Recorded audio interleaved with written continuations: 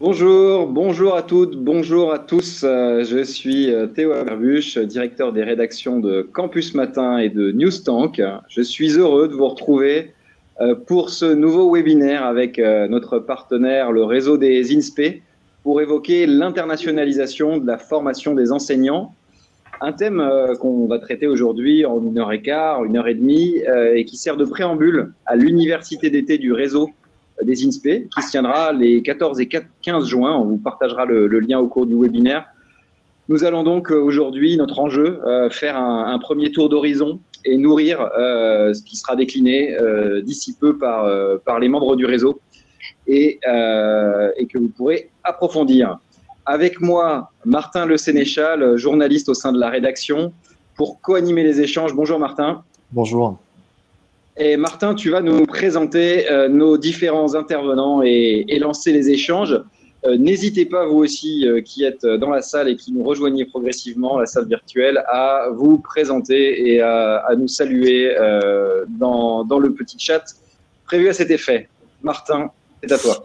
Bonjour à toutes et à tous et merci Théo. Et donc nous avons le plaisir de recevoir ce matin pour discuter du sujet de l'internationalisation. Tout d'abord, Mario Contron, bonjour.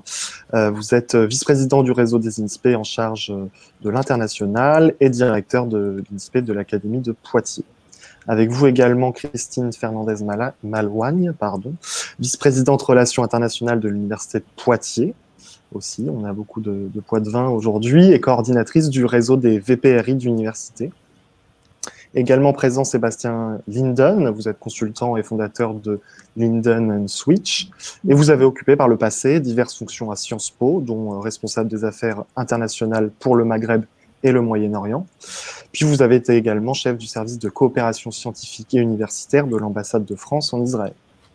Et enfin, pour compléter ce quatuor, Dominique Bordès, chef du département Afrique, Asie, Océanie et Francophonie, au sein de l'ADREIC, la délégation aux relations européennes et internationales et à la coopération, du ministère de l'Éducation nationale. Comme le disait Théo, on vous invite à vous présenter dans l'onglet questions pour nous dire d'où vous venez, d'où vous nous écoutez. Puis, au fil des échanges, à poser vos questions afin d'enrichir le débat avec nos intervenants. Avec Théo, on s'efforcera de les relayer à nos intervenants. Pour débuter nos échanges et en guise d'introduction, on a souhaité revenir sur peut-être l'impact de la pandémie sur cette année et demie de Covid-19, un impact qu'on imagine fort sur le plan des mobilités internationales depuis 1 an et demi. Et on s'est demandé si ce n'était pas aussi l'occasion peut-être de repenser l'internationalisation de l'enseignement supérieur. Alors, on va faire un petit tour de table pour débuter, répondre à cette question. Peut-être pour commencer, Sébastien, est-ce que vous, de votre point de vue international, est-ce que c'est aussi cette crise une opportunité pour l'internationalisation et pour repenser ces différents paradigmes? Absolument. Je pense que c'est effectivement un moment où on réfléchit à l'internationalisation de l'enseignement supérieur. La première raison, évidemment, c'est que les mobilités se sont arrêtées et donc on s'est tous demandé qu'est-ce qu'on fait, par quoi on peut le remplacer. Et du coup, ça nous a aussi amené à demander, mais finalement, à quoi ça servait ces mobilités? Parce que de temps en temps, on ne se posait plus la question. Et donc, à quoi ça servait? Quels étaient les objectifs? Et peut-être comment peut-on les atteindre autrement par d'autres façons. Le deuxième élément que je voudrais souligner aussi, c'est que cette crise, elle nous amène à porter un nouveau regard sur le monde. Parce qu'on a vu que le monde est totalement interconnecté entre ces différentes régions. Et en même temps, on a eu du mal à apporter une réponse coordonnée, que ce soit sur le plan politique, économique, mais aussi sur le plan scientifique et sanitaire, et y compris en Europe. Et donc, on a besoin aussi de se demander à quoi on forme nos étudiants. Et puis peut-être un troisième petit élément que je voudrais souligner, c'est que depuis 15 ans, l'enseignement supérieur est amené à évoluer. Dans le contexte de la crise, on a demandé à nos universités d'être extrêmement agiles et elles l'ont été. Et peut-être que l'internationalisation aujourd'hui, c'est aussi une façon de contribuer à la transformation de nos universités. Transformation des universités, je me tourne vers vous, Christine. J'imagine que l'impact a été fort pour les universités.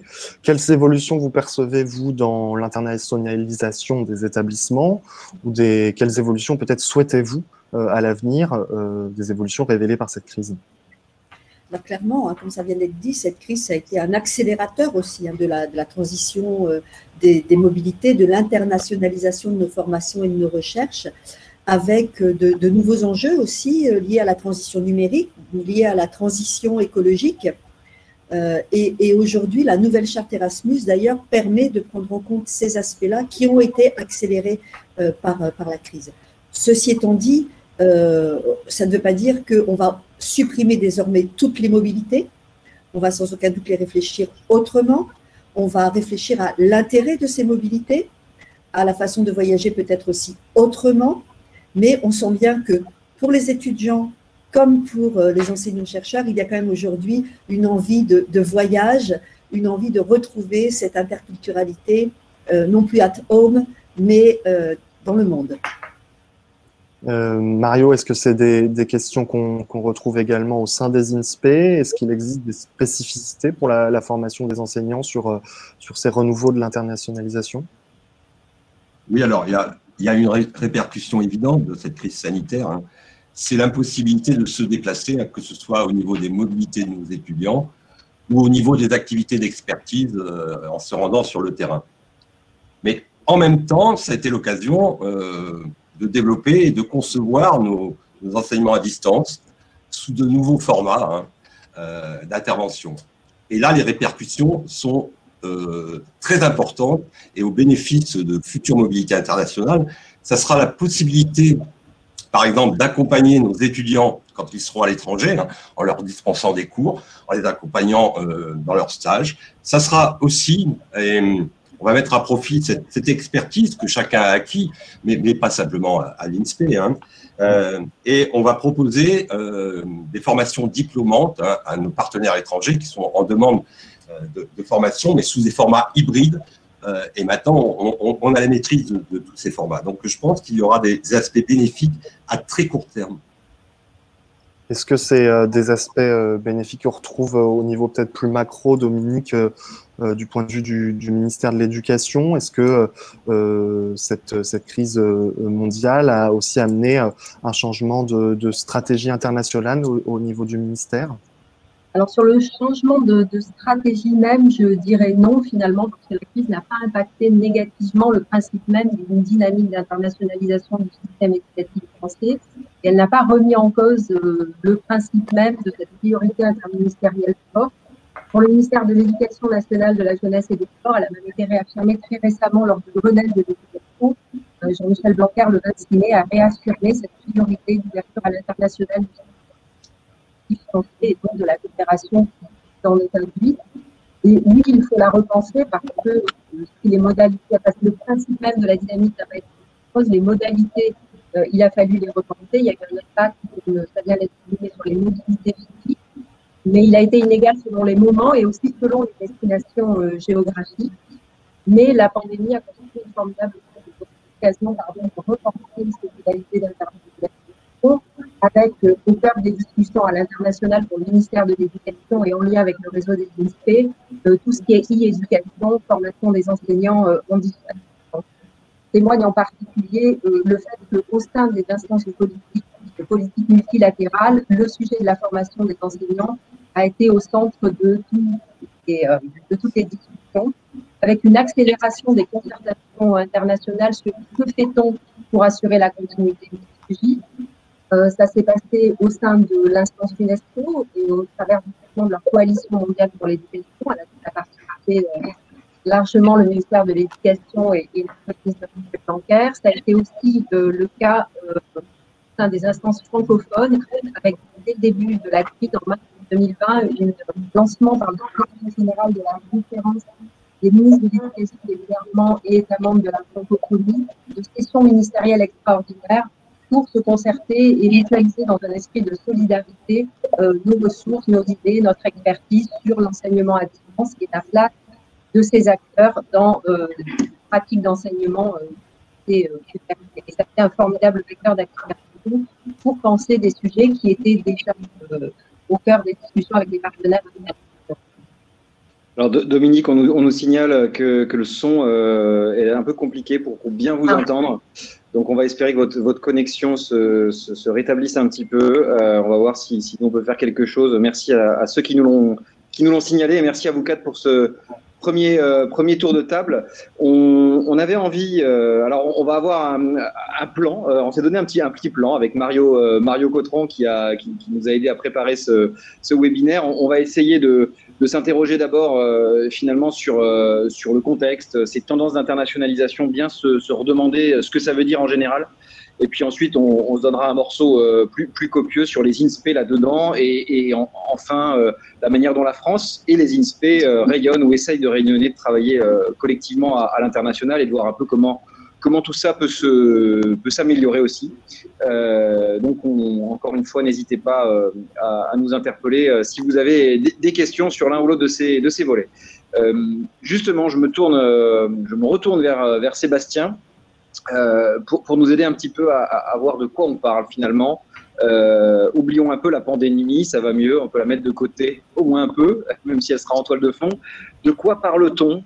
Pour qui faut-il internationaliser et pourquoi faire aujourd'hui en France et dans le monde, Sébastien? Alors, de quoi parle-t-on? En fait, j'ai l'impression que chacun parle d'une chose différente, ou en tout cas d'une facette un petit peu différente de l'internationalisation. On peut présenter effectivement l'internationalisation de façon vaste en disant c'est dans l'enseignement supérieur ce qui va concerner plusieurs nations. Et du coup, souvent, on va faire le parallèle avec la mondialisation d'une économie fondée sur la connaissance. Et le premier élément pour présenter l'internationalisation, c'est de dire c'est la mondialisation de l'enseignement supérieur. Ça veut dire deux choses. Ça veut dire premièrement qu'aujourd'hui, dans le monde entier, l'enseignement supérieur et la recherche se développent. Ce n'est plus simplement quelques pays occidentaux industrialisés qui dominent ce secteur, mais en Inde, au Brésil et en Chine, évidemment, l'enseignement supérieur se développe. Le deuxième élément important, ce sont les mobilités. C'est de dire qu'aujourd'hui, l'enseignement supérieur, c'est un secteur mobile. Alors, bien évidemment, on pense avant tout aux étudiants et aux quelques millions d'étudiants en mobilité dans le monde, mais c'est aussi les mobilités des formations, avec des formations proposées à l'étranger ou des campus délocalisés. C'est aussi les mobilités des capitaux, avec un marché privé. Aujourd'hui, en Inde, par exemple, plus de la moitié des étudiants sont dans une université privée. Et donc, vous avez un secteur financier qui investit dans des universités privées. Donc, on a ce phénomène de mobilité et qui va ensuite être traduit ou analysé ou pris en compte par les universités avec des approches différentes. Soit on est dans une approche de compétition et on va être dans une démarche concurrentielle pour attirer les meilleurs étudiants, les professeurs les plus réputés, les financements les plus importants, ou alors, mais ça peut être évidemment aussi complémentaire, on va être dans une démarche beaucoup plus de collaboration et on va insister sur les mobilités encadrées. On va présenter comme exemple Erasmus Mundus, Erasmus+. On va pointer le fait qu'aujourd'hui, il y a un nombre croissant de copublications internationales parmi l'ensemble des publications dans le monde.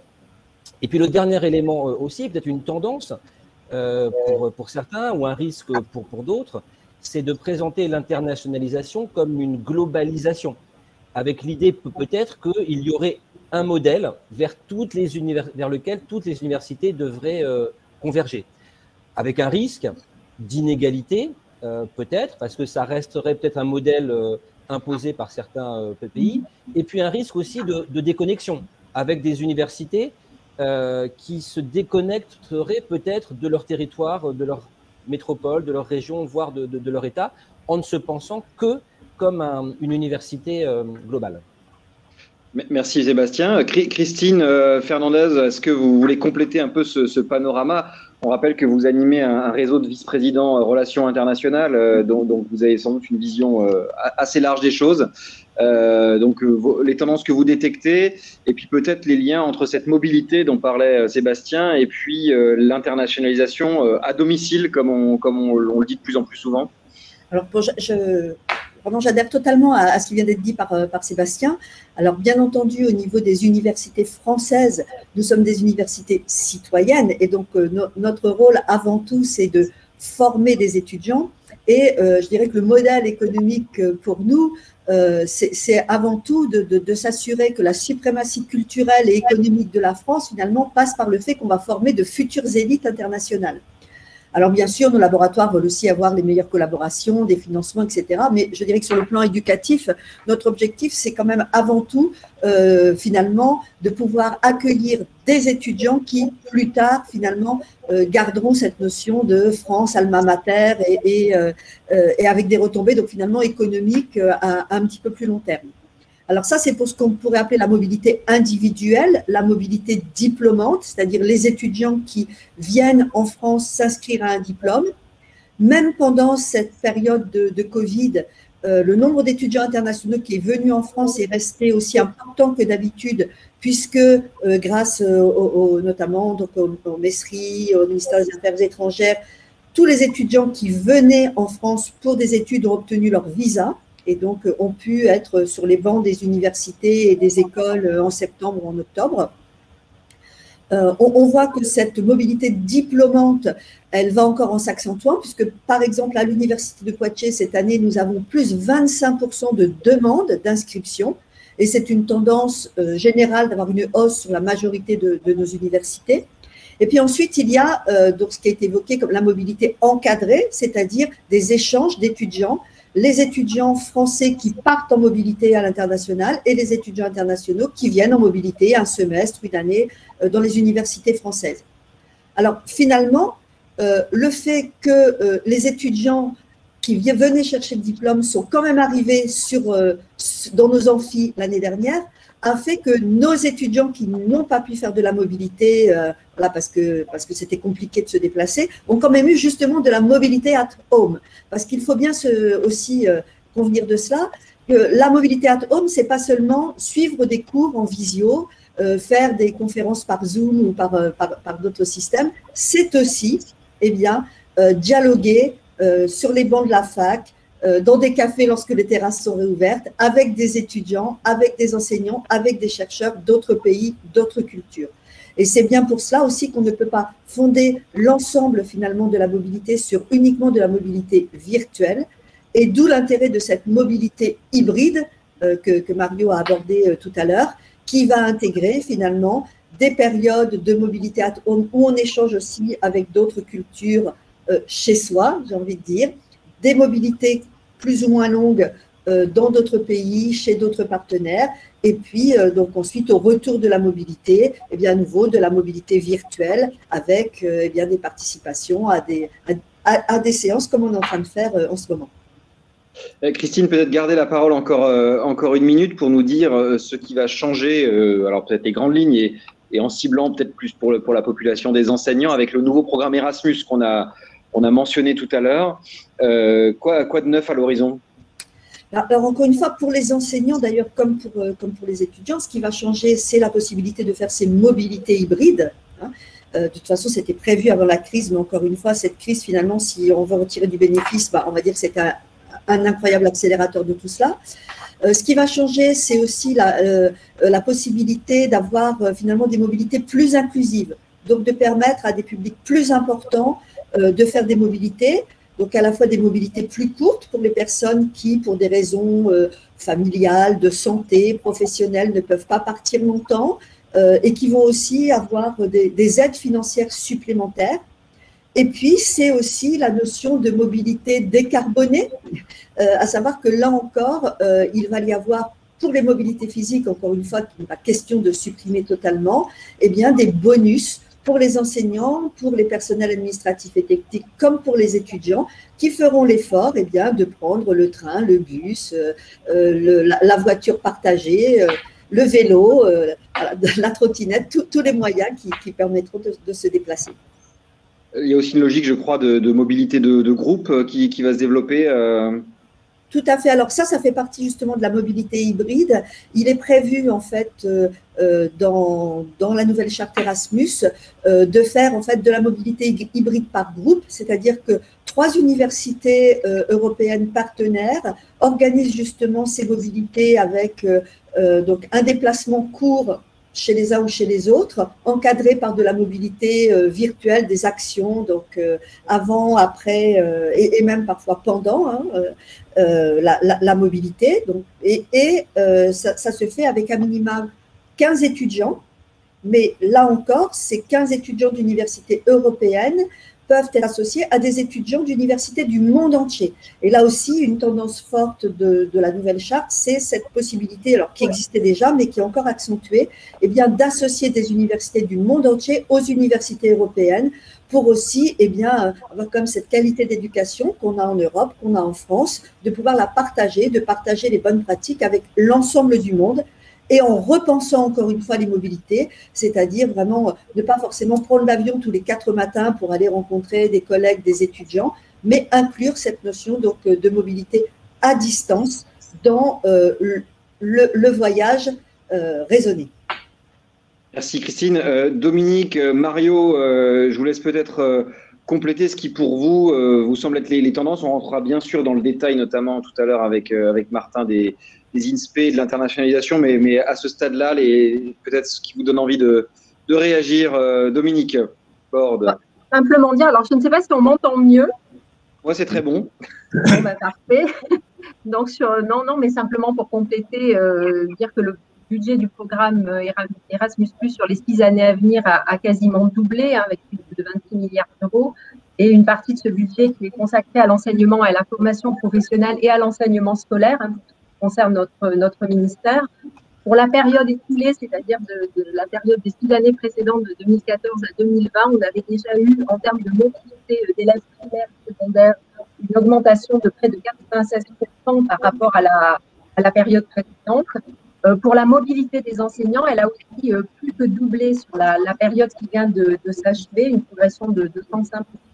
Et donc, on peut penser qu'il va y avoir une hausse très sensible des mobilités des élèves dans notre système éducatif national et des enseignants avec, comme le soulignait Christine, une plus grande inclusivité des bénéficiaires aussi, et puis des thématiques fortes sur la transition écologique, sur le numérique, qui vont aussi pousser des thématiques transversales pour lesquelles la crise a été un véritable facteur d'accélération en termes de réflexion. Et je disais, ce qui s'est peut-être moins entendu en introduction, que tous ces sujets de la mobilité, de la formation des enseignants et de l'amélioration de la qualité de l'éducation, la crise a été un formidable vecteur d'accélération du dialogue au niveau multilatéral avec la coalition mondiale qui a été lancée par l'UNESCO à cette occasion, d'une part, et puis au sein des instances francophones, avec, dès le début de la crise en mars 2020, le secrétariat général de la conférence des ministres de l'éducation des États et gouvernements membres de la francophonie qui ont lancé une série de sessions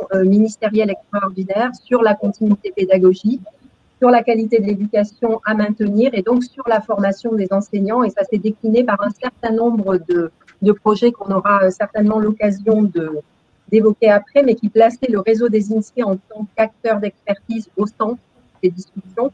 Le réseau des INSPE a d'ailleurs rejoint des coalitions et partenaires de l'Agence universitaire de francophonie sur leur plateforme Apprendre. Et donc, ça a été un coup de projecteur sur l'ensemble des acteurs de l'expertise éducative française, alors éducative et universitaire, mais pour le ministère de l'Éducation, on a des acteurs comme le réseau Canopé qui ont vu s'accroître de plus de 60% leur activité internationale. Le réseau des INSPE est resté fortement mobilisé sur les demandes de coopération avec des modalités de mise en œuvre différentes. Mais en tout cas, Erasmus et les budgets qui seront consacrés permettront aussi d'aller beaucoup plus loin avec des préoccupations aussi en ce qui concerne sur mon département, le hors-Europe. Merci Dominique. Mario, de votre côté, puis ça va nous faire la transition avec des éléments plus de détails sur les INSPE. Ouais. Oui, je souhaitais revenir sur l'internationalisation, pour qui et pourquoi. Sébastien parlait voilà, qu'il n'y a pas un modèle de mondialisation. Je partage totalement. Mais il n'en demeure pas moins que il y a, à mon sens, une communauté professionnelle internationale constituée par les enseignants qui ont des spécificités propres selon les pays, mais il me semble qu'ils partagent des mêmes objectifs. Ça peut paraître un peu pompeux, cet objectif de voilà, l'émancipation de chacun de nos enfants, qui vont être de futurs citoyens. Mais quand même, si on regarde, si on prend quelques exemples, l'éducation et les éducations à la santé. C'est un phénomène majeur au regard de l'obésité qui touche la plupart des populations. On peut parler de l'éducation à un développement responsable, du partage de valeurs citoyennes, etc. Et donc, cette communauté-là va regarder aller en mobilité pour un futur enseignant, mais c'est vrai aussi des enseignants en poste. Hein. L'international se développe aussi au niveau des collègues dans les académies. Ça permet de comparer des systèmes éducatifs, de comparer des solutions à certaines problématiques, hein, de s'emparer des bonnes solutions. Les bonnes solutions ne sont pas qu'en France. Et donc, il me semble qu'il y a quand même une spécificité quand on est enseignant. Il y a un partage de valeurs et d'objectifs largement communs, quel que soit le lieu d'exercice. Merci Mario. Peut-être avant de passer au sujet suivant, Sébastien, une réaction éventuellement ou des compléments, puisque vous êtes intervenu le premier. Oui, alors effectivement, je suis d'accord avec Mario sur sur la philosophie et l'esprit des enseignants-chercheurs. Maintenant, je pense que quand on raisonne au niveau des institutions universitaires ou des États, on a des objectifs qui peuvent être différents. Certains sont dans une logique d'influence, et c'est la stratégie française, elle est très centrée sur l'influence. On veut avoir beaucoup d'étudiants étrangers, on ne veut pas être déclassé, parce que la France a légèrement perdu sa place ces dernières années, passant d'une 3e à une 4e, à une 5e, à une 6e position. Donc, on a un enjeu de place dans le monde. D'autres institutions ont une stratégie internationale pour développer des revenus, notamment dans les pays anglo-saxons. Et d'ailleurs, on a vu que c'était un élément de dépendance et de risque extrêmement fort, avec des universités en grande difficulté financière en raison du faible nombre d'étudiants internationaux, notamment chinois, que ce soit en Australie, au Royaume-Uni ou aux États-Unis. Ensuite, je pense qu'il peut y avoir des universités qui ont des stratégies, un enjeu de main-d'œuvre. Je pense au Québec, par exemple. Aujourd'hui, au Québec, même en cette période de crise, il y a un manque de main-d'œuvre qualifiée. Et donc, il y a une stratégie d'immigration et il y a une stratégie universitaire de faire venir des étudiants étrangers, de les former dans les secteurs dont a besoin l'économie du Québec et de les garder dans la région. Ensuite, ce que je vois aussi, c'est qu'il faut qu'on forme nos jeunes à la compréhension du monde global, mais certaines universités mettront plus l'accent sur la dimension citoyen. Comme le disait Christine, on veut former des citoyens, et aujourd'hui, la citoyenneté, elle s'exerce dans un cadre mondial autour de sujets de l'environnement, de l'éducation, de la santé, etc. D'autres vont raisonner sous un angle beaucoup plus professionnel et dire, moi, je veux mettre sur le marché du travail des jeunes qui soient capables de travailler dans un contexte international avec des organisations internationales. Et puis ensuite, on peut aussi dire, mais faire venir des étudiants internationaux, ça va aussi contribuer à améliorer la qualité de notre formation. Donc, ça peut aussi améliorer la qualité de notre recherche. En France, aujourd'hui, plus de 40% des doctorants sont des doctorants étrangers. Donc, il y a un enjeu de développement de la recherche et de qualité de la recherche. Donc, je pense que c'est toujours intéressant de voir quels sont les objectifs affichés et les objectifs réels des institutions en matière d'internationalisation. Et peut-être un tout dernier point sur le pour qui.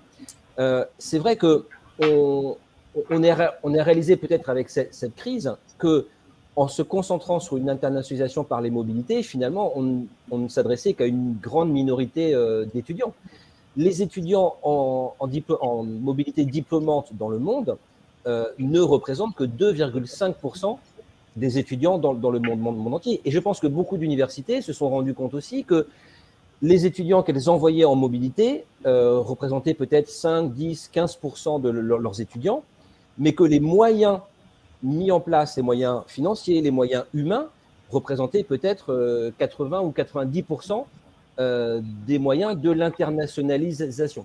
D'où effectivement la démarche aujourd'hui qui est de dire mais l'internationalisation pour qui? L'internationalisation aujourd'hui elle est pour tous, elle doit être pour tous. Et on se pose la question dans nos universités, comment est-ce que tous les étudiants vont pouvoir acquérir des compétences internationales, interculturelles, par toute une série d'actions, des mobilités virtuelles, des rencontres avec des étudiants étrangers, mais aussi des projets avec des entreprises internationales, des projets peut-être aussi avec des associations locales, parce que on a des ressources interculturelles dans nos territoires. Et puis, c'est aussi l'occasion de se poser la question de nos enseignements, des contenus pédagogiques, des méthodes pédagogiques, des ressources pédagogiques. Est-ce qu'elles sont internationales? Est-ce que les références sont internationales? Est-ce que les cas pratiques sont internationaux? Est-ce que les théories peut-être qui ne sont pas dominantes en France ou dans le monde occidental sont aussi présentées dans nos cours? Donc, je pense que c'est aussi tout ça, l'internationalisation à domicile dont on parlait, pour toucher tous nos étudiants. Peut-être une réaction de Christine là-dessus, que j'ai vu acquiescer à plusieurs reprises, mais voilà, qui veut peut-être réagir. Que dire de plus, ça a été très bien expliqué, effectivement, et je pense que notre objectif est vraiment d'avoir cette stratégie de rayonnement de nos universités, aussi finalement d'aider nos étudiants à devenir des citoyens et des professionnels de demain.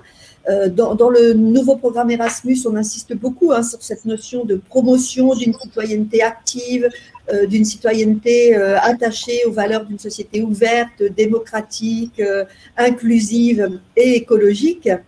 Et encore une fois, finalement, si on en revient à la problématique des INSPE, qui mieux que nos futurs enseignants pourront finalement aider à leur tour les étudiants à devenir ces citoyens de cette Europe et de ce monde auquel on aspire. Eh bien, vous faites une parfaite transition pour cette deuxième partie qu'on a souhaité construire autour des INSPE, vraiment l'internationalisation au sein des INSPE avec vos différents niveaux d'analyse, celui de l'Institut, de l'université dont il est composante et au niveau plus global de l'État et d'un point de vue plus international. Pour débuter, Mario, peut-être on se doute que l'internationalisation de la formation des enseignants, c'est l'arrivée de nouvelles compétences aussi dans les formations. Quelles sont ces compétences que vous nous avez décrites comme internationales et interculturelles, dont ont besoin les enseignants et comment on les transmet, ces nouvelles compétences? Au fond, peut-être on peut se demander à quoi sert l'internationalisation de la formation des enseignants pour ces futurs enseignants, mais aussi, comme le disait Christine, in fine pour les élèves et notre système éducatif. Oui, je crois que c'est principalement se confronter à d'autres façons d'exercer, que ce soit au niveau de cette approche comparée des pratiques pédagogiques, didactiques, la connaissance d'autres systèmes éducatifs et de leur histoire, de leur évolution, permettent de porter un autre regard sur sa propre pratique et l'exercice, et donc ont un rôle essentiel dans la construction de l'identité professionnelle d'un futur enseignant appelé à exercer globalement dans une école ou un établissement en France. C'est surtout ça. Ça permet aussi de voir que des problématiques qui sont partagées par nombre de pays, la violence, l'échec scolaire, la relation aux familles, eh bien, certaines solutions autres que les solutions françaises y sont apportées. Il faut comprendre pourquoi et peut-être s'en inspirer pour certaines d'entre elles. Et puis, il y a l'aspect aussi très important de la connaissance de l'autre, et donc de la prise en compte de l'altérité. Voilà, sans parler de mondialisation, le rôle de l'enseignant est être dans une société calme, apaisée, etc. Tout ça, je pense qu'on le perçoit mieux si on partage une expérience et une pratique à l'étranger, puisque nos étudiants ont la spécificité dans nos formations qui sont au niveau master. Nos masters sont des masters dédiés pour former de futurs enseignants. Et il y a 3 aspects: des contenus propres au master, des contenus associés au concours de recrutement français pour devenir enseignant, et puis des stages d'immersion qui permettent d'être en responsabilité face à des élèves. Donc, ce sont ces 3 briques qui vont construire l'identité d'un futur enseignant. C'est vrai du premier degré comme des enseignants exerçant au collège et lycée. Et donc, avoir d'autres solutions, d'autres problématiques, voire des problématiques comparables, et réfléchir, analyser les réponses qui sont apportées est très formateur et fait partie, selon moi, des compétences d'un futur enseignant. Et il y a un texte le but d'un enseignant, c'est que chacun de nos élèves apprenne, et donc c'est le socle commun de connaissances, de compétences et de culture, hein, et la part mise à la connaissance de l'autre, à la connaissance d'autres systèmes, à une approche internationale, est importante pour nos élèves, hein, et donc est importante pour celui qui est face aux élèves. Ça me semble assez important. Et est-ce que vous sentez une envie, une appétence des étudiants dans les INSPE pour ces approches comparées, ces approches internationales et d'aller à l'étranger? Alors, actuellement, on a en moyenne 10% de nos étudiants qui se destinent à être professeurs des écoles, qui la première année effectuent une mobilité à l'international. Alors, bon, ça peut paraître peu par rapport à certaines composantes, je pense particulièrement lettres et langues, mais par rapport à l'ensemble des composantes, c'est une statistique qui n'est pas mauvaise. Et on a 32 instituts, hein, en métropole et en territoire ultramarin. Donc, ça veut dire, ça c'est une moyenne, 10%. Donc, certains ont des difficultés qui peuvent se comprendre, des difficultés financières, des difficultés géographiques, hein, pour mettre en œuvre des mobilités. Ça veut dire que certains instituts, une bonne dizaine, ont en gros 20 ou 25% de leurs étudiants qui bénéficient d'une mobilité. Ce sont des mobilités courtes, hein, entre 3, 4 semaines, 5 semaines, durant la première année de master.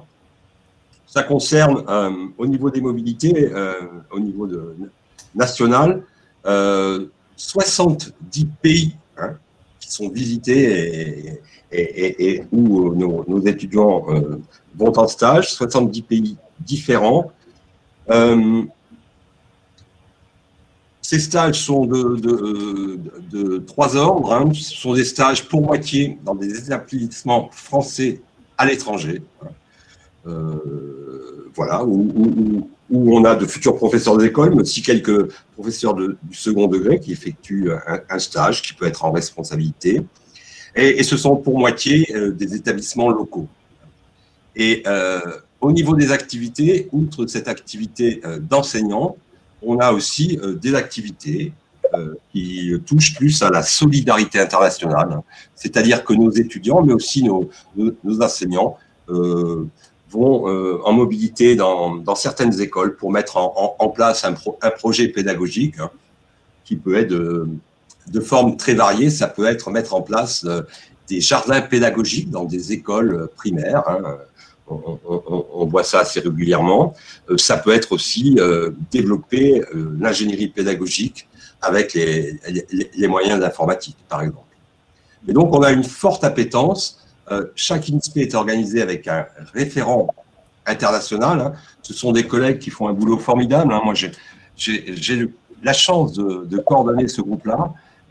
Ce sont de véritables professionnels. Ils sont entourés d'équipes pédagogiques, hein, au sein des INSPE, et puis d'équipes administratives, hein. Ces collègues-là, les administratifs, ont un rôle éminent, hein, de recherche de lieux de stage, d'accompagnement matériel, hein, de recherche de financement, hein, auprès de collectivités.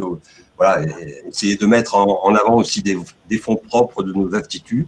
Donc, il y a une réelle dynamique, mais tout ceci, alors, on est une composante de l'université, hein, c'est-à-dire,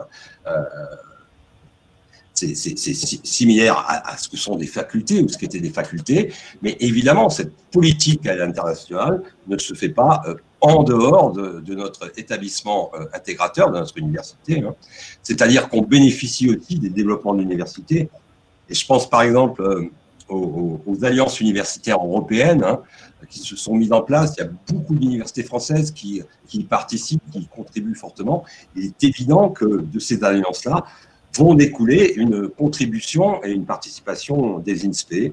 Donc voilà, on n'est pas hors structure universitaire, bien évidemment. Justement, Christine, cette structure universitaire.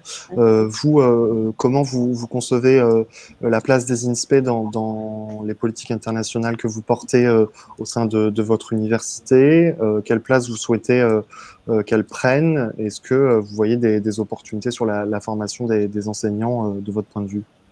Alors, bien sûr, donc je dirais que l'INSPE de Poitiers est remarquable en ce sens que sous l'égide de Mario, ce volet d'internationalisation est totalement pris en compte. Donc, je voudrais revenir sur justement l'intérêt global, pas seulement pour les INSPE, hein, de finalement travailler sur ces mobilités virtuelles, réelles, hybrides, sur cette notion de développement de compétences dans ce contexte effectivement où on a finalement des systèmes universitaires du monde entier qui sont concurrentiels, comme ça a été rappelé, dans le cadre d'une économie qui est donc mondialisée. Mais les enjeux de cette économie mondialisée, on le voit bien, c'est quand même de réinventer finalement tout ça à l'aune des problèmes écologiques. Et la crise aussi nous a rappelé ces enjeux écologiques. Et donc, il est particulièrement important de préparer nos étudiants, nos jeunes profs, nos jeunes chercheurs à, on peut le redire, hein, devenir des citoyens finalement de cette société multiculturelle. Et pour ce faire, donc il y a bien sûr la mobilité, il y a aussi la préparation à l'accueil des étudiants en présentiel ou en virtuel. Et donc à l'Université de Poitiers, nous avons mis en place des formations aussi spécifiques pour nos enseignants-chercheurs. Donc c'est alors d'une part des formations à la pédagogie en anglais, donc ça c'est pour se préparer à faire des cours en anglais en présentiel ou à distance, mais qui intègrent une pédagogie vraiment anglo-saxonne, j'ai envie de dire. Et puis d'autre part, nous avons aussi des modules d'interculturalité pour nos enseignants-chercheurs, pour qu'ils puissent prendre en compte la diversité de leur public, le fait que leurs étudiants avec d'autres cultures, avec d'autres manières d'apprendre, avec des difficultés parfois aussi dans la langue, dans la compréhension, eh bien en fait, il faut s'adresser à eux d'une manière peut-être un peu différente et donc intégrer tous ces aspects de pluriculturalité, de plurilinguisme dans leur formation. Et pour ça, nous travaillons avec notre centre de ressources d'ingénierie pédagogique, et donc avec à la fois des préoccupations numériques hein, pour la mise en place justement aussi de formations à distance et de pratiques en anglais ou en français de cours à distance pour ces étudiants internationaux, et puis donc tout le volet, donc non seulement numérique comme je l'ai dit, mais bien pédagogique, puisqu'il ne s'agit pas simplement de faire de la traduction du français à l'anglais ou à l'espagnol, ou de faire simplement du numérique. Il y a bien cette dimension pédagogique qui reste quand même primordiale dans l'ensemble de nos formations, et bien sûr pour l'INSPE. D'accord. Et peut-être d'un point de vue plus macro, justement, Dominique, vous l'avez mentionné tout à l'heure, Jean-Michel Blanquer, lors de la conclusion du Grenelle de l'éducation, a mentionné l'importance de la formation des enseignants et notamment de cette part d'internationalisation de la formation dans une stratégie globale qui est celle du ministère et de l'État. Quelle place peuvent prendre les INSPE? Est-ce que ça peut être un peu des ambassadeurs ou des têtes de proue par l'internationalisation de leur formation? Oui, complètement. Comme vous le savez, évidemment, les enseignants exercent une mission de service public et dans un contexte international, ils contribuent au rayonnement de la France et ils contribuent également à des actions, comme l'a souligné Mario, de coopération éducative bilatérale et régionale. Donc, ils doivent disposer de compétences multiples, qui sont des compétences professionnelles, mais beaucoup aussi de compétences psychosociales, de savoir-être, de savoir-faire, de qualité relationnelle et d'adaptation. Alors, la question qui est à l'ordre du jour au sein d'une concertation interministérielle et qui inclut évidemment le réseau des INSPE, c'est la reconnaissance de ces compétences à terme et leur valorisation. Alors, dans un parcours de carrière, donc pour les futurs enseignants, il y a cette place de l'international qui est posée et qui commence à se traduire par des mobilités.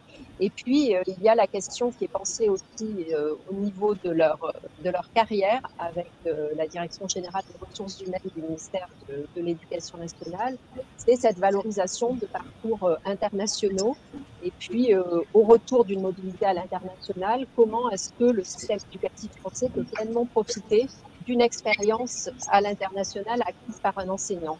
Alors, il y a eu la création récente d'un CAPEFE, d'un certificat d'aptitude à participer à l'enseignement français à l'étranger.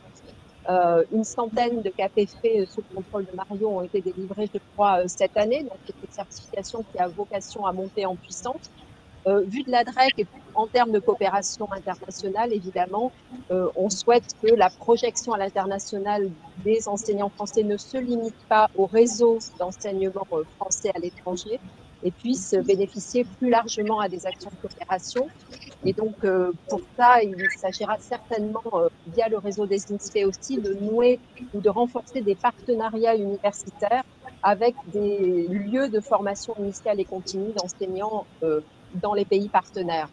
C'est ce qui est en cours avec un certain nombre de pays. Le réseau des INSPE a pensé une convention cadre qui liste un peu toute la palette d'expertise qu'ils peuvent projeter à l'international et qu'on propose actuellement au Sénégal, au Congo.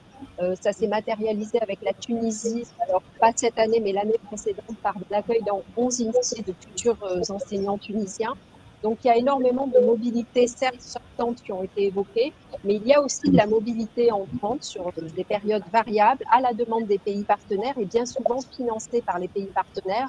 Et c'est une dimension très importante parce qu'on parlait justement de mobilité acrome, en tout cas pour les acteurs français, c'est aussi recevoir et accueillir sur des périodes d'observation de classe et sur des périodes de réflexion sur le métier d'enseignant, des enseignants étrangers. On a organisé il y a maintenant un peu plus d'1 an sur l'enseignement des mathématiques un séminaire avec Singapour, puisque ça a intéressé le système éducatif français de partager avec Singapour cette thématique-là. Donc, ça concerne la formation des enseignants. Et donc, ça concerne beaucoup de pays, que ce soit en Asie, en Afrique, évidemment en Europe. Et ça n'est pas limité à l'Europe. Et nous, on se félicite vraiment de l'ouverture des INSPE parce que sur des zones de réputation pour la mobilité peut-être plus compliquées, on se rend compte que c'est possible et qu'il y a une forte appétence pour un échange d'expertise avec une logique d'échange de pair à pair, ce que font très bien les INSPE, puisqu'on n'est absolument pas non plus dans une logique, disons, de présentation d'un modèle qui serait parfait, mais aussi à l'heure où se mènent un certain nombre de réformes en France, ce qui est intéressant, c'est de pouvoir prendre du recul par rapport à ces réformes, prendre du recul par rapport à notre modèle, parce que le partager avec l'extérieur, c'est aussi avoir un regard un peu distancié et c'est particulièrement enrichissant. Et donc, pour citer l'exemple de l'Indonésie, les formateurs alors n'ont pas été accueillis cette fois-ci dans le réseau des INSPE, mais dans des campus des métiers et des qualifications. Et ce sont des enseignants qui se destinent à l'enseignement des voies professionnelles dans leur pays. Il y a un plan national indonésien avec une forte priorité sur l'employabilité des jeunes et donc la rénovation des voies pro. Et ça nous permet, nous aussi, d'aller dans le sens que souhaite notre ministre, c'est-à-dire ouvrir à l'international les voies professionnelles et toucher des publics qui l'étaient moins traditionnellement par une expérience à l'international. Mario, oui, voilà, je vous voyais acquiescer, vous souhaitez réagir. Oui, c'est vrai que j'ai beaucoup parlé, voire exclusivement des mobilités sortantes, mais on a aussi des mobilités entrantes, certes moins nombreuses. C'est de l'ordre de 250 ou 300 étudiants sur l'année 2019-2020, hein, année qui a été pénalisée par justement, à partir de janvier-février, hein, plus personne ne se déplaçait. Et il y a le programme qu'on a initié avec la Tunisie, que Dominique rappelait. On a, sur le même modèle, un programme avec le Mexique, initié en 2015, qui est porté par le réseau des INSPE, hein, qui met à contribution une douzaine d'instituts. Et nous avons accueilli ainsi 250 étudiants en formation initiale des écoles normales, hein, des normalistas du Mexique, pour des stages de 3 mois chez nous, hein, où ils vivaient la vie de nos étudiants, hein, les enseignements à l'INSPE, et puis ils étaient en immersion dans une classe, hein, école ou établissement du second degré. On a aussi de la formation de formateurs qu'on met en place. Hein. Je ne vais pas parler que de Poitiers, donc je vais parler d'autres INSPE. 4 INSPE se sont regroupés, Toulouse, Aix-Marseille, Lille et Montpellier de mémoire, pour former des formateurs de sciences originaires du Paraguay, par exemple, hein, et qui sont venus pendant 3-4 années suivre des formations de façon hybride, mais avec des temps de présence en France. Et on a enfin nos enseignants qui se déplacent pas mal, on a des expertises, ça peut être en lien avec des contenus pédagogiques, ça peut être aussi pour le montage de formation, ça peut être une aide au pilotage et de systèmes ou de structures ayant vocation à concevoir la formation initiale, voire la formation continue, voire l'imbrication pour rendre des choses systémiques dans certains pays. Donc, on a cette activité qui ne se limite pas simplement à la sortie de nos étudiants.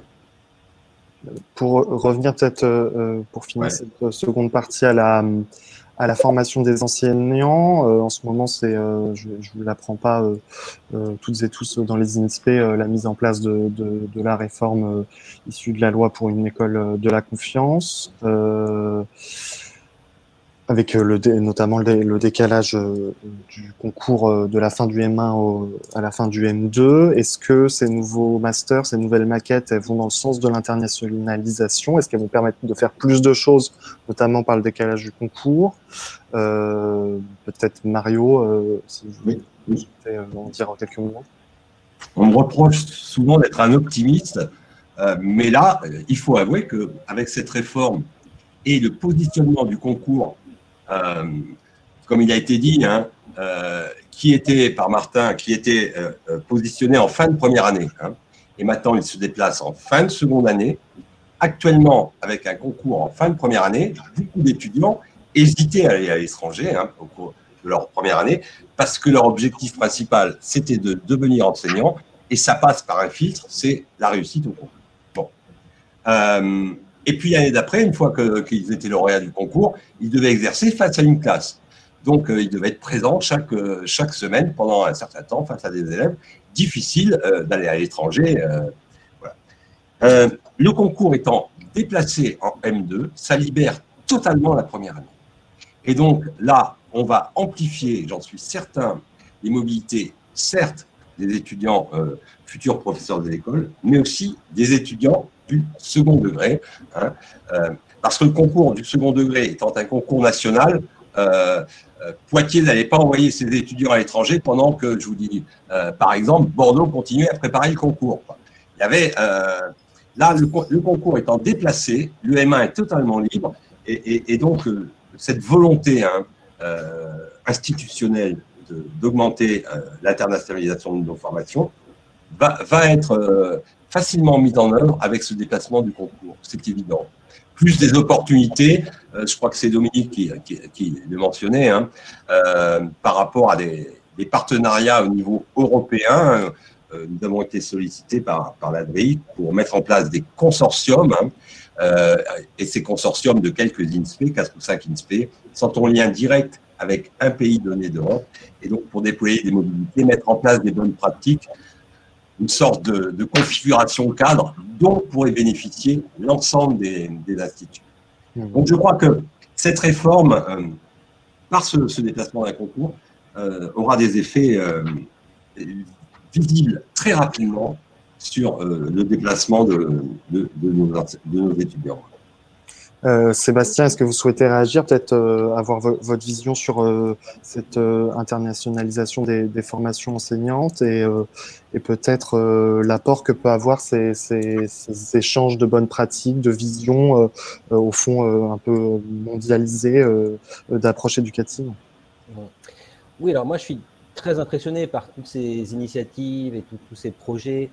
Et en fait, c'est peut-être plus une question que j'ai envie de poser, c'est quelles seront les étapes suivantes? Et si on se projette dans 10 ou 15 ans, comment est-ce qu'on peut voir l'internationalisation de nos INSPE? Et peut-être avec une question, puisqu'on a au départ surtout parlé des mobilités sortantes, et puis Mario a dit, mais on a aussi des mobilités entrantes à travers des projets, des partenariats, etc.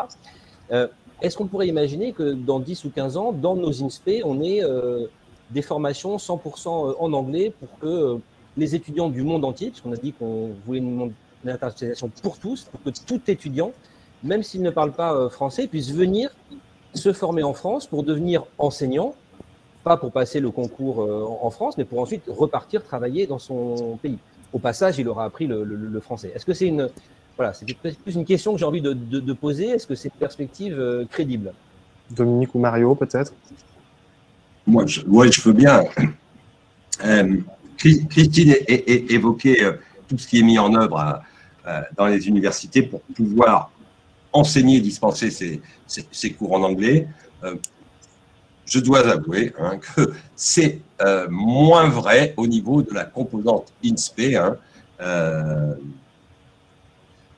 Bien que nous ayons une formation, comme dans tout master, à l'anglais, à la fois linguistique, mais aussi didactique, et je ne parle pas de ceux qui passent le CAPES d'anglais, vous savez que le professeur des écoles doit assurer la polyvalence, mais aussi former à la langue anglaise globalement, langue espagnole dans le Pays Basque, et puis langue allemande au niveau de la frontière et d'Alsace.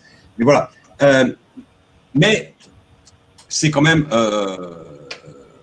assez marginal.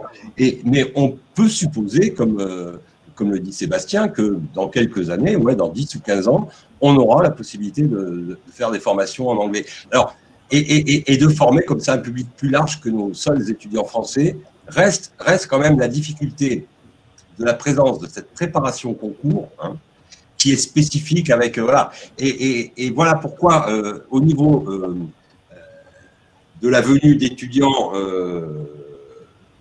sous des dispositifs comme Erasmus, on en a peu parce qu'il y a ce concours qui est une spécificité française, avec des attendus qui ont leur intérêt, bien évidemment, mais qui peuvent paraître déconnectés de pas mal de systèmes éducatifs. Mais moi, je suis persuadé que cette vision que Sébastien donnait, ça sera la réalité dans une ou deux décennies. Alors, si je peux compléter, alors je ne pense pas que toutes les formations se feraient en anglais ou en espagnol ou en allemand. Par contre, je pense qu'effectivement, il pourrait y avoir une partie de ces formations. Et je pense, pour en revenir à ce que disait Mario tout au début de cet entretien, beaucoup au rôle des alliances d'universités européennes. L'université de Poitiers porte une alliance qui s'appelle EC2U, donc c'est le campus d'université européenne dans la cité, avec donc les universités de Coimbra au Portugal, Salamanque en Espagne, Pavie en Italie, Iéna en Allemagne, Iași au Portugal Iași en Roumanie et Turku en Finlande. Et nous sommes vraiment des universités à peu près de taille similaire, dans des villes à peu près de taille similaire, avec ce rôle en lien avec les territoires qui a été aussi évoqué dans nos conversations. Et moi, je me dis que par le biais de ces alliances d'universités européennes qui sont censées configurer ce que sera l'espace européen de l'enseignement supérieur et de la recherche dans 10 ans, eh bien, il y a forcément à voir aussi sur la formation des maîtres, sur la formation des professeurs, des écoles, des collèges, des lycées. Et d'ailleurs, comme l'a souligné Mario, dans le sein de notre alliance EC2U, eh bien, nous sommes déjà en train de mettre en contact justement nos différents instituts. Dominique, peut-être juste dont le département s'occupe de la francophonie, vous, dans cette vision un peu prospective dans les 10-15 ans, qu'est-ce que vous répondez à Sébastien ? Dans les 10-15 ans, alors c'est déjà le cas maintenant, mais la formation des enseignants, c'est une thématique qui, à l'international, pour le coup, si on doit parler de la place de la formation des enseignants dans la coopération internationale, elle est centrale et elle est appelée à augmenter. Elle est appelée à se renforcer dans l'atteinte des objectifs du développement durable qui visent donc l'amélioration qualitative des systèmes éducatifs. La place de la formation de ces acteurs, que ce soit les cadres ou les enseignants, est centrale. Donc, on est pleinement impliqué depuis le ministère dans le suivi de l'ODD4, de l'atteinte de l'ODD4, et donc la réflexion sur la formation des enseignants en fait partie, que ce soit au niveau onusien et au niveau, évidemment, ça se décline au niveau francophonie. Sur l'accueil de la mobilité en rentrant sur des périodes longues, nous, ce qui se pose aussi, la question des pays partenaires qu'on a, c'est évidemment après tout un panel d'expertise sur les concours aussi de recrutement des enseignants.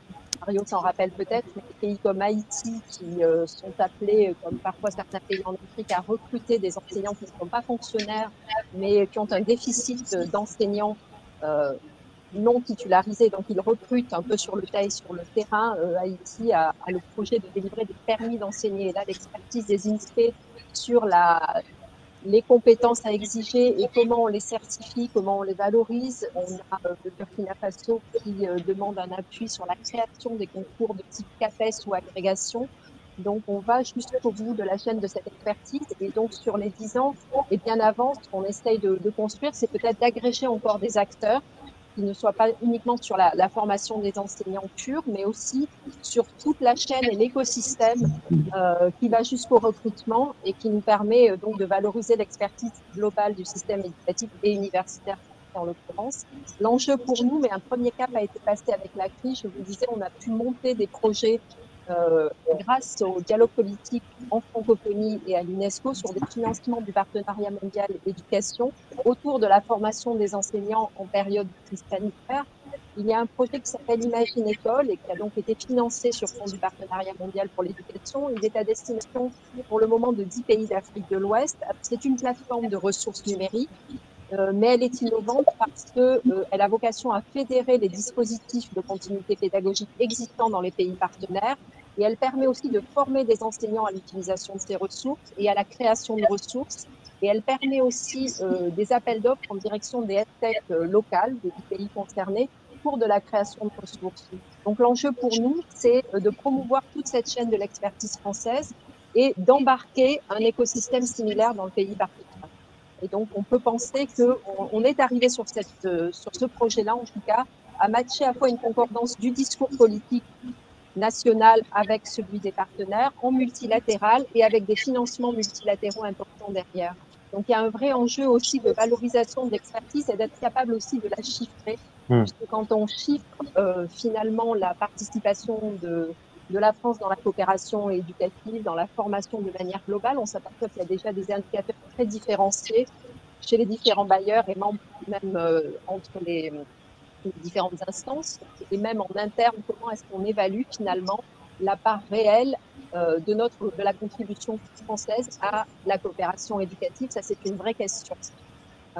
Donc, il y a aussi sur les années à venir peut-être un espèce de menu à avoir de toute cette expertise qu'a évoqué Mario et comment on la valorise, comment on la chiffre, puisque c'est aussi un enjeu de valorisation de ce qu'on fait, pas seulement au niveau des contenus, mais au niveau de son coût tout simplement et de l'investissement français dans ce domaine-là, qui est parfois réduit à l'accueil justement et les bourses de mobilité étudiantes entrantes, mais qui dépasse à mon avis largement ce montant en termes de projection de notre expertise. Je vais passer la question à Théo, parce que je crois qu'on a quelques questions de plus en plus dans la salle. Merci Martin, merci à tous. Oui, notre salle virtuelle est bien active et on vous en remercie. Plusieurs questions, pas forcément liées, je vais peut-être les poser en plusieurs fois. D'abord, celle dont on a parlé en préparant ce webinaire de la certification en anglais pour les formateurs en INSPE, comme ça existe pour les étudiants. Est-ce que ce sujet est sur la table? Tu peux nous éclairer là-dessus? Mario? Oui. Tout étudiant doit atteindre un certain niveau en anglais lorsqu'il est en master, la maîtrise d'un niveau B2, et les enseignements d'anglais, s'ils ne sont pas validés, font qu'on ne peut valider le master. Donc, il y a toute une technique pour faire en sorte que cet enseignement-là ne soit pas compensable par d'autres contenus. Donc, il y a la même exigence. La question était celle de la certification des formateurs en INSPE. Est-ce qu'il y a une idée peut-être d'avoir justement cette... Non. C'est pas mais à ma connaissance, il n'y a pas cette exigence pour tout collègue qui intervient ailleurs dans d'autres composantes de l'université. Donc, heureusement qu'on n'a pas cette exigence en plus pour mes collègues. Sur la collaboration, si les uns et les autres veulent contribuer aux différentes réponses, n'hésitez pas. Sur la collaboration, un exemple qui est donné, c'est au Canada, et le fait que le Master MEF y est reconnu par l'Otarion dans le cadre d'une coopération avec INSPE d'Aix-Marseille et d'une logique de double diplôme, INSPE, Université canadienne, dont on nous dit dans la salle que c'est un modèle qui va se développer. On n'a pas parlé de double diplôme particulièrement jusque-là. Est-ce que c'est une piste à explorer? Alors oui, c'est une piste à explorer, oui. Dominique parlait tout à l'heure d'un master de façon hybride pour les futur professeur des écoles avec la Tunisie, hein, master porté par l'INSPE de Versailles. Et donc là, il y a une diplomation, et sans aucun doute, d'abord une diplomation de l'INSPE, hein, via son université intégratrice, mais qui a vocation, si une université tunisienne est partenaire, a vocation à devenir une double diplomation. Et une question aussi, alors à laquelle pourra peut-être répondre Christine, sur le programme des assistants de langue, levier intéressant pour la mobilité des étudiants. Est-ce que c'est quelque chose qui peut se développer dans les INSPE? Alors je dis Christine, mais c'est au hasard. Hein. Chez nous, ça joue beaucoup en lettres et langues, hein, pour effectivement. Maintenant, pour les INSPE, je vais laisser la parole à Mario, mais c'est vrai que nous, on connaît plutôt ça pour nos formations en langues étrangères appliquées. Ça marche comment, en 2 mots, pour ceux qui se connaîtraient moins, justement?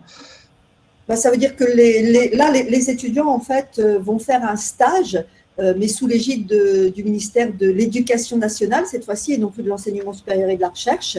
Et ils vont donc enseigner le français dans un pays étranger, mais encore une fois, sous la responsabilité, cette fois-ci, du ministère de l'Éducation nationale. Donc, je ne connais pas le système qui peut être prévu pour les INSPE. Mario, tu pourras… Alors, je crois que c'est Dominique tout à l'heure qui évoquait cette certification. Hein. Pour accroître et doubler le nombre d'élèves dans les établissements français à l'étranger, hein, qui sont coordonnés par l'agence, qui, je crois, coordonne 500 établissements français à l'étranger, il a été mis en place de façon expérimentale depuis 2 ans un certificat d'aptitude à enseigner, hein, à professer dans ces établissements à l'étranger, et pas à enseigner uniquement le français, hein, d'ailleurs, et enseigner les mathématiques, l'histoire, la géographie, etc. Donc c'est une certification qui est dispensée par les INSPE, à la fois au niveau des contenus de formation et de la passation de la certification. Une dizaine d'INSPE ont expérimenté ça pendant 2 ans, et à la rentrée 2021, l'ensemble des INSPE met en place cette certification qui sera offerte à l'ensemble de nos étudiants, mais c'est plus large que le simple enseignement du français à l'étranger. Ça concerne tout le monde. C'est complémentaire effectivement de l'Astistana en langue française. C'est ça. Si personne ne veut réagir, j'aurais voulu relancer Sébastien sur quelque chose qu'il nous a dit en préparant ce webinaire, puisqu'on était sur finalement la capacité aussi de la France, et on va y rentrer encore plus, à rayonner, à développer des partenariats. Sébastien, vous, dans vos fonctions, vous êtes amené aussi à travailler pour des établissements étrangers qui cherchent des partenaires en France, avec parfois des niveaux d'exigence.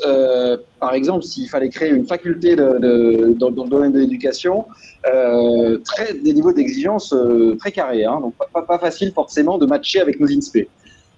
Oui, alors ça renvoie aussi au sujet sur la globalisation que j'évoquais tout à l'heure, c'est-à-dire notamment dans certains pays qui veulent émerger ou s'affirmer sur la scène internationale en matière d'enseignement supérieur, ils ont souvent deux critères très forts. C'est l'anglais, et donc vous avez des universités qui se créent directement par des enseignements en anglais, et un deuxième élément qui est les classements internationaux. C'est cette logique de compétition mondiale ou régionale, parce qu'on sent aussi je vais parler d'un exemple avec un pays d'Asie centrale. On sent en Asie centrale des initiatives d'universités privées, d'universités étrangères qui s'implantent. Il y a une vraie logique de compétition. Et c'est vrai que moi, j'ai travaillé sur un projet avec une université d'Asie centrale qui m'a sollicité pour me dire on voudrait créer une faculté d'éducation parmi d'autres, et on voudrait que vous nous aidiez à trouver un partenaire dans le monde qui viendrait nous aider et même en fait qui nous donnerait une licence, qui nous vendrait une licence de sa formation. Et que ensuite, il nous aiderait à recruter des enseignants, et on mettrait en œuvre cette formation dans le pays. Ce n'est pas une question de double diplomation, de partenariat, etc. C'est une logique plus commerciale, d'expertise. Et c'est vrai que dans la demande de cette université, il n'y avait pas de souhait particulier sur le pays d'où viendrait cette université. En revanche, il y avait 2 exigences. il fallait que cette université enseigne en anglais ou enseigne au moins partiellement en anglais ou qu'elle ait des cours en anglais. Et deuxième exigence, il fallait qu'elle soit bien classée dans les classements internationaux par thématique.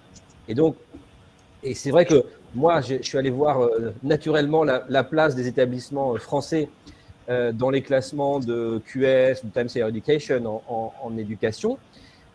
Et parce que ça correspond à un modèle qui n'est pas celui des INSPE, bah finalement, les établissements français sont assez peu représentés. C'est-à-dire dans les 300 premiers, vous avez, si on regarde QS, Times Higher Education et Shanghai, vous avez entre 0 et 3 universités françaises.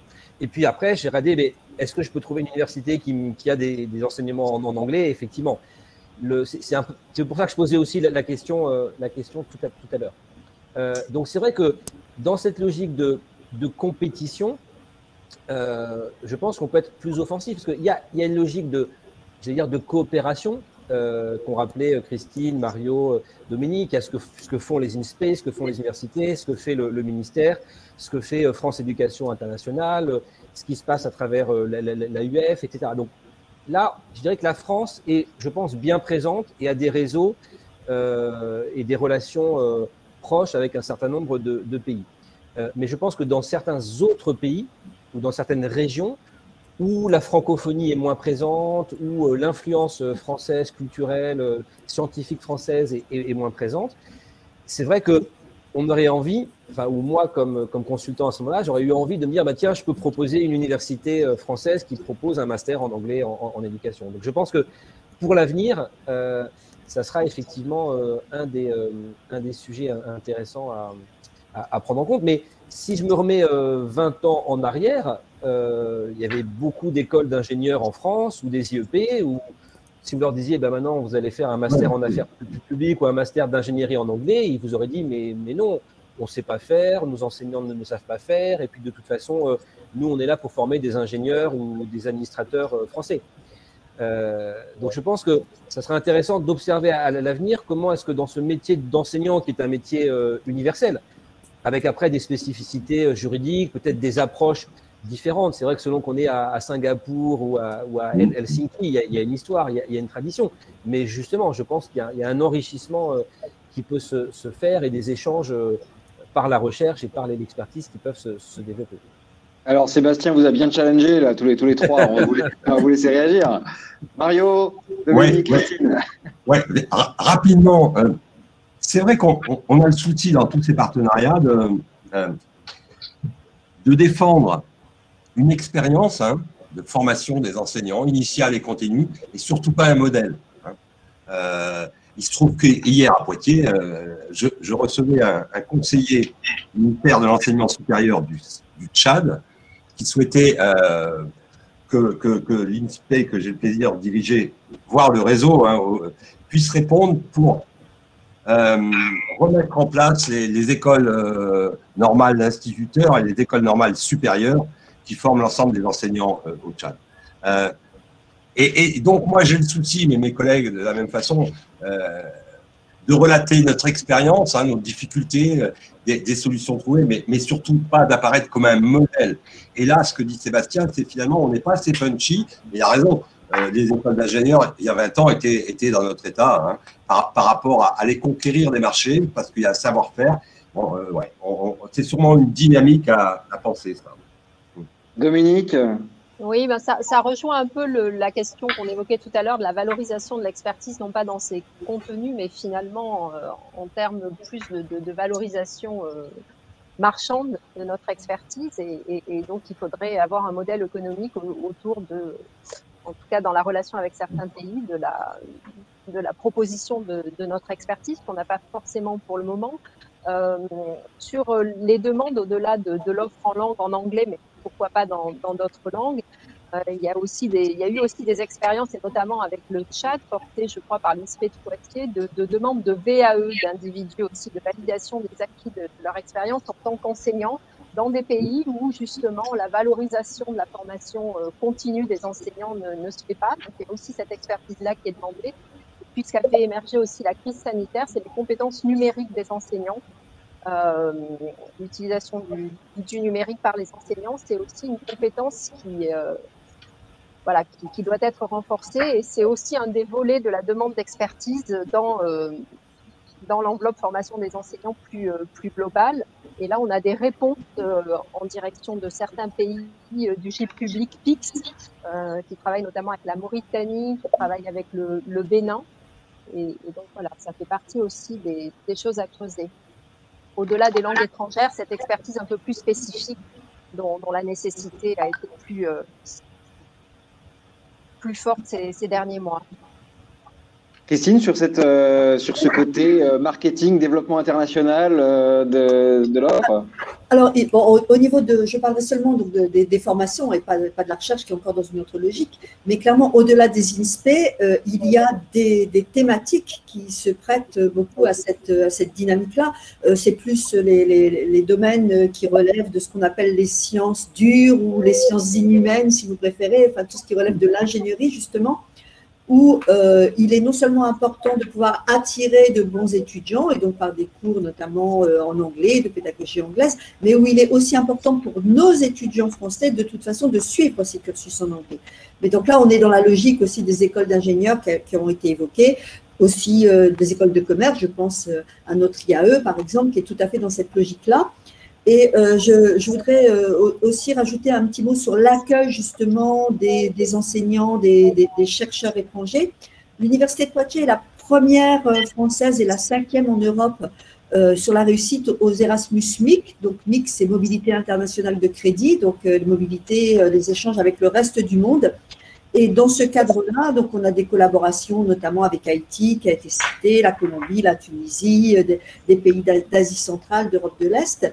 Et effectivement, on organise aussi beaucoup d'accueil d'enseignants, de personnel administratif et technique pour faire ce qu'on appelle des training week, qui vont nous permettre d'avoir à la fois des échanges sur les bonnes pratiques. Et là, on en revient à l'idée de Dominique tout à l'heure du regard aussi qui est important aussi pour nous, d'avoir ce regard extérieur. On va non seulement éventuellement partager nos pratiques, mais aussi regarder avec les yeux d'autres enseignants ce qui se fait chez nous. Et puis, donc, ça nous permet également de monter justement ces fameux doubles diplômes, des formations aussi délocalisées.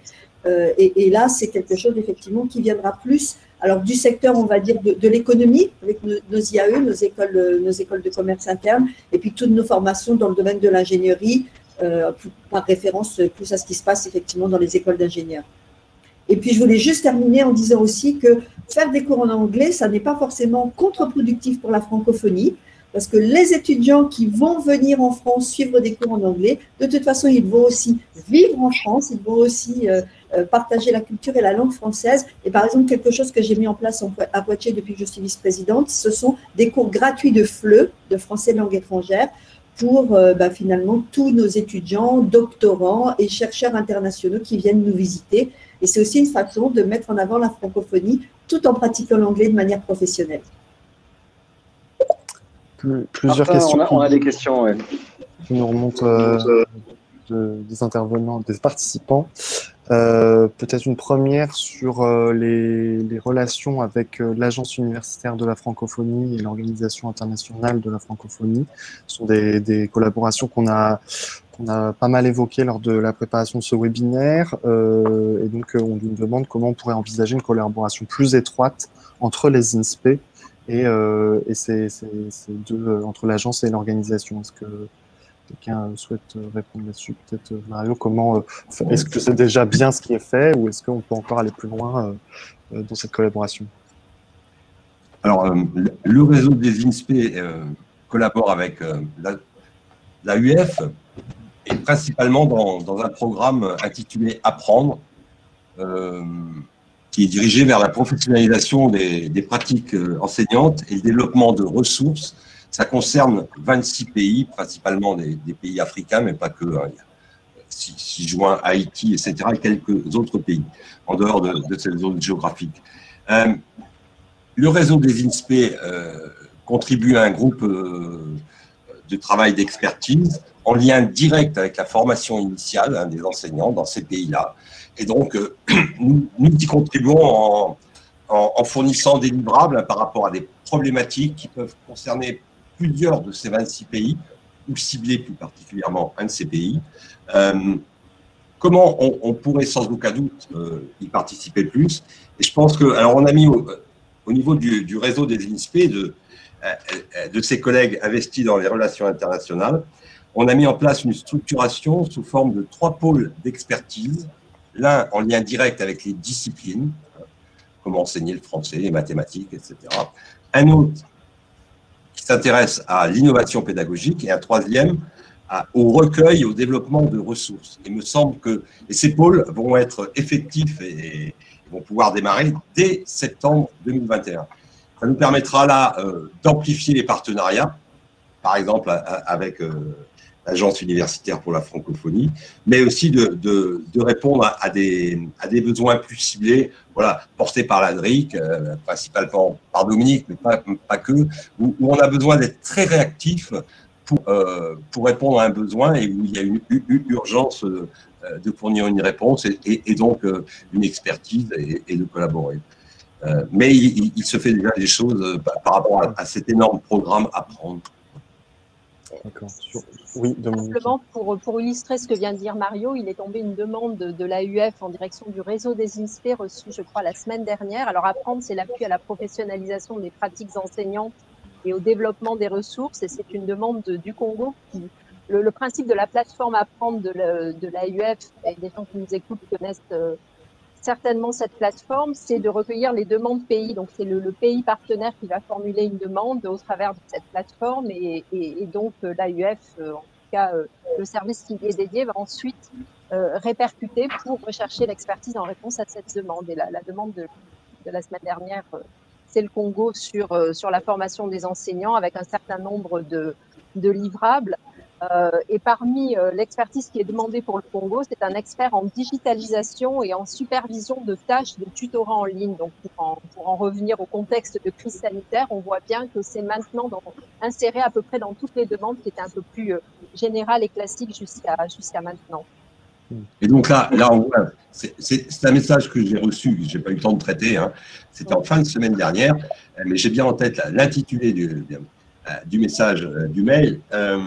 On voit que dès le 1er septembre, avec ce pôle d'expertise lié à l'innovation pédagogique, on pouvait y répondre, mais on ne va pas attendre septembre parce que on a des collègues qui font un accompagnement sous forme avec des outils digitaux, et donc là, on va pouvoir trouver les bonnes personnes qui vont bien par rapport à cette problématique rapidement.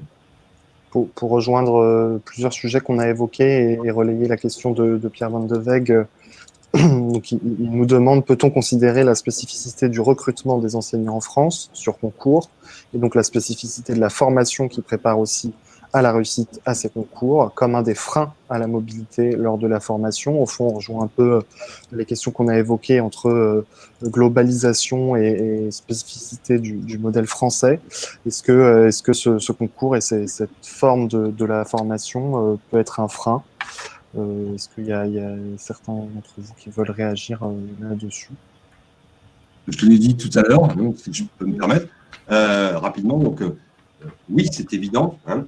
Mais le fait d'avoir déplacé ce concours fait que c'est un frein moins prégnant. Hein. On va dire ça comme ça. Mais oui, c'est une spécificité qui augmente les difficultés parce que mettre tout en œuvre pour bien former un enseignant, c'est nécessaire, mais nos étudiants savent nous rappeler que avant de faire tout ça, j'exercerai une fois que j'aurai, pour être titulaire, une fois que j'aurai été lauréat du concours. Donc, il y a une exigence de mettre toutes les conditions pour favoriser cette préparation au concours. Donc, ça peut être enfin, c'est vrai aussi dans d'autres domaines, hein, si je peux me permettre, puisque vous voyez qu'avec la réforme aussi, au niveau des licences, des masters, beaucoup d'étudiants qui avant faisaient une mobilité, par exemple, en licence 3, en troisième année de licence, et bien en fait, annulent cette mobilité parce qu'ils ont peur ensuite de ne pas être sélectionnés dans le master qu'ils souhaitent, d'autant plus que quand il faut une mobilité à l'international, en général, ils sortent des classements, on va dire, de leur promotion, et donc pour des masters sélectifs, ça peut poser problème. Donc c'est vrai que la spécificité française des classes prépa, au concours dans les facultés de médecine, etc. Et parfois un frein à cette mobilité de nos étudiants. Si je peux juste rajouter un commentaire, c'est que je pense que c'est une question importante, mais qui est une question qui se pose dans d'autres domaines. C'est-à-dire que quand on prépare aujourd'hui un concours pour être fonctionnaire, pour devenir avocat, pour devenir directeur d'hôpital, pour devenir enseignant, on a cette même préoccupation. Et tout l'enjeu de la formation, Mario le rappelait tout à l'heure, c'est à la fois de préparer à un métier et de préparer à un concours.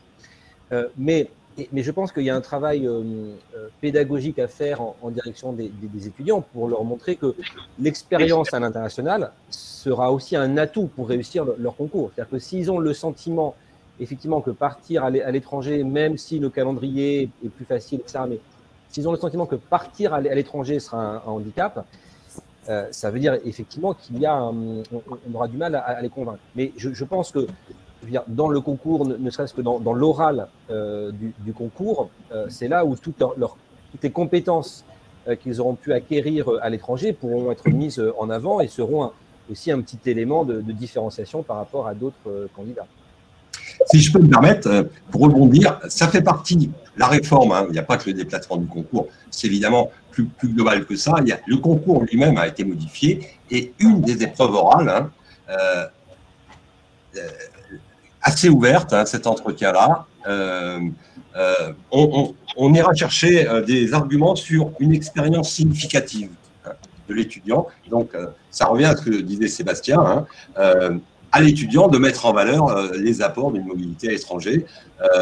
Et notre volonté que chaque futur enseignant soit un praticien réflexif, la recherche y participe fortement, mais pas que. Il me semble que se confronter à une autre réalité participe grandement à cette posture réflexive aussi. Et ça, c'est maintenant valorisé au sein du concours d'une des épreuves orales. C'est vrai, c'est vrai. Donc voilà, c'est une opportunité aussi. Merci Mario, toujours positif Mario, c'est bien. On arrive dans les mini-finales de ce webinaire. Je vais vous repartager. Alors merci à Anne-Lise Roturo qui a partagé beaucoup de ressources au fil de la conversation.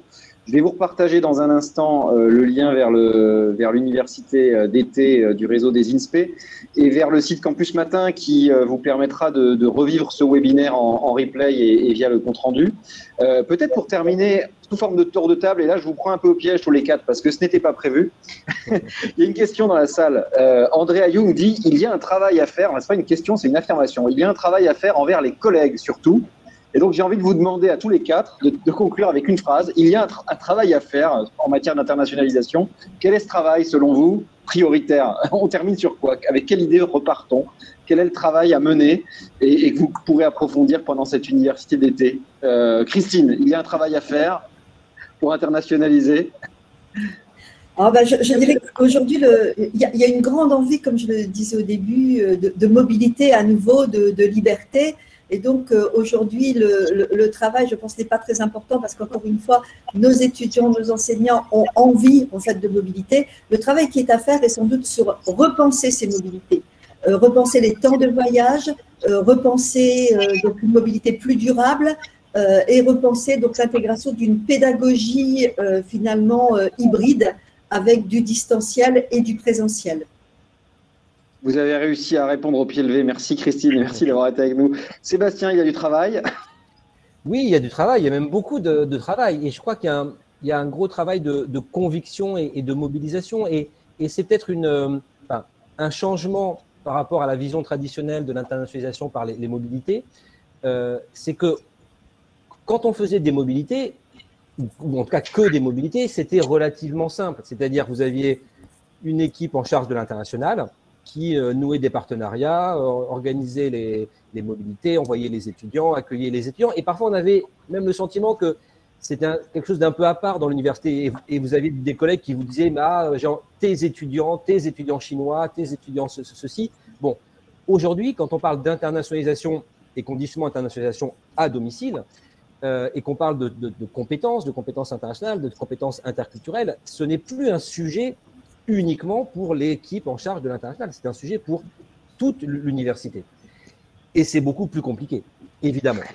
Mais ça veut dire qu'il y a un travail de conviction, de mobilisation, d'association pour que l'ensemble des collègues de l'institution se sentent partie prenante de ce mouvement d'internationalisation.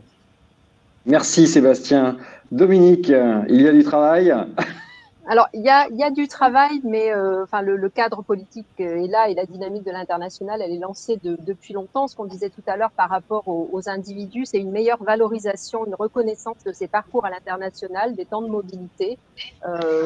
Ça a été évoqué dans des réflexions précédentes, mais pour les gens qui n'ont pas été dans une dynamique internationale, un collègue qui bouge à l'étranger peut parfois être perçu comme quelqu'un qui va être moins impliqué nationalement ou alors qui va passer en fonction des destinations un temps de détente à l'étranger. Et donc, il y a aussi l'image de la mobilité à revaloriser, la part que prend la projection à l'international de l'expertise du collègue qui bouge dans la valorisation et la diplomatie d'influence de la France.